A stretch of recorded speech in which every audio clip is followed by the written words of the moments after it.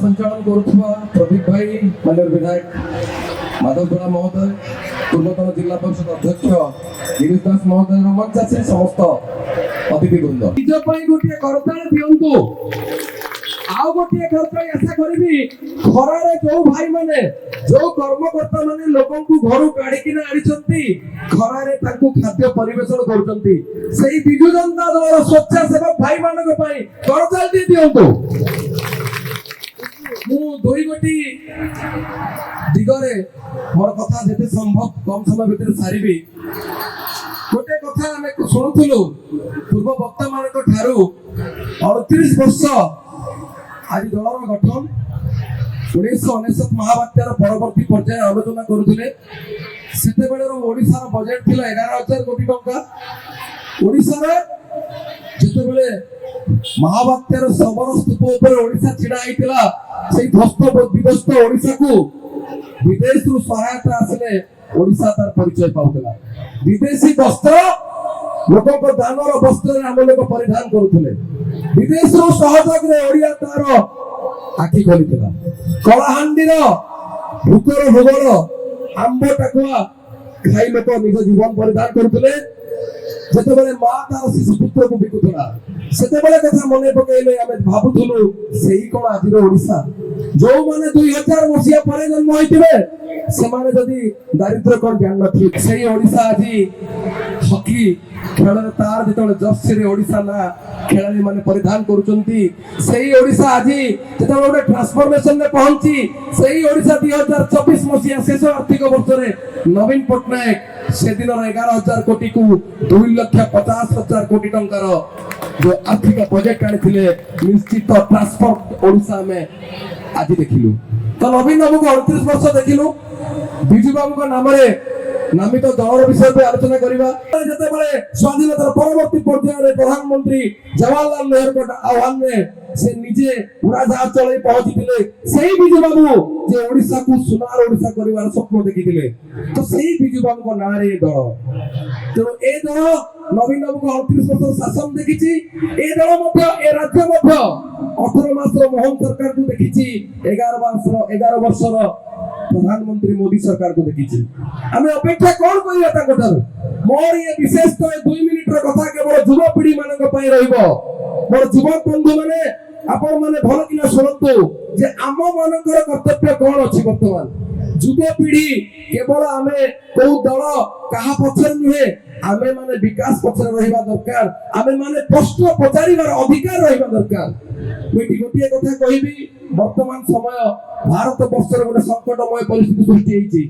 आपण माने देखिथिबे 1971 मसिया रे भारत द्वारा जन्मित बांग्लादेश भारत द्वारा तत्कालीन प्रधानमंत्री इंदिरा गांधी सुदूर दृष्टि संपन्न नेतृत्व पाई जेतेबेले अमेरिका राष्ट्रपति थिले रिचर्ड निक्सन से तांको बेखातिर करी पाकिस्तान को दुई भाग रे विभक्त करथिले से देश आज भारत पाई परिचय पाइछि से आज हम पाई विपदर कारण साजिछि सेठी थिबा हमर संख्या लघु पर आक्रमण होई चलिछि किंतु पाखा पाखी सब पड़ोसी देखंतु से पाकिस्तान कथा कहंतु नेपाल कथा कहंतु पड़ोसी देश सहित भारत संपर्क दिन को दिन तिक्त होबार चलिछि वर्तमान नवीन बाबू नेतृत्व नांती मुख्य विरोधी नेता ही रहिसंती तो ओडिसा रे वर्तमान राजनीतिक संकट सृष्टि होईछि भारत वर्ष रे विदेश रो भारत प्रति एक संकटमय परिस्थिति सृष्टि होईछि तो युवा पीढ़ी के आह्वान आज भी आपण मन रखंतु इतिहास को घोड़ी देखंतु 1946 मसिया आंदोलन में मात्र 40 किलो वजन न जने मनीष महात्मा गांधी जे बांग्लादेश रो नया खोली की जाई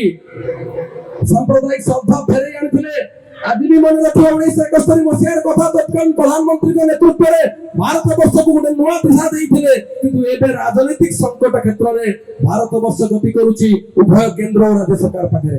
तो हमें युवा पीढ़ी अपेक्षा रखिबा सरकार को थारू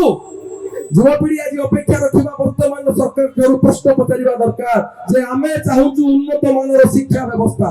हमें चाहूचु आत्मनिर्भरशीलता हमें चाहूचु उन्नत मानर स्वास्थ्य व्यवस्था और हमें कौन चाहूचु आज प्रत्येक ओडिया चाहूची जे ए ओडिया स्वप्न ओडिसा हो जे ओडिया को जे ओडिसा रो दादन चालान होउची सेठी मालिक चालान होंतु मालिक सृष्टि हो दादन मुक्तु ए ओडिसा रो युवा पीढ़ी आज ଅପେକ୍ଷା କରୁଛନ୍ତି। ଆଉ ଓଡ଼ିଶା କଣ ଅପେକ୍ଷା କରୁଛି? ସେତେବେଳେ ବିଜୁ ବାବୁ ଜଣେ ଓଡ଼ିଆ ପରିବାର ହେଇ ଜଣେ ଓଡ଼ିଆ ପିଲା ହୋଇ ଆନ୍ତର୍ଜାତିକ କ୍ଷେତ୍ରରେ ଓଡ଼ିଆର ମାନଚିତ୍ର ସ୍ୱତନ୍ତ୍ର ପରିଚୟ ସୃଷ୍ଟି କରିଥିଲେ। ସେତେବେଳେ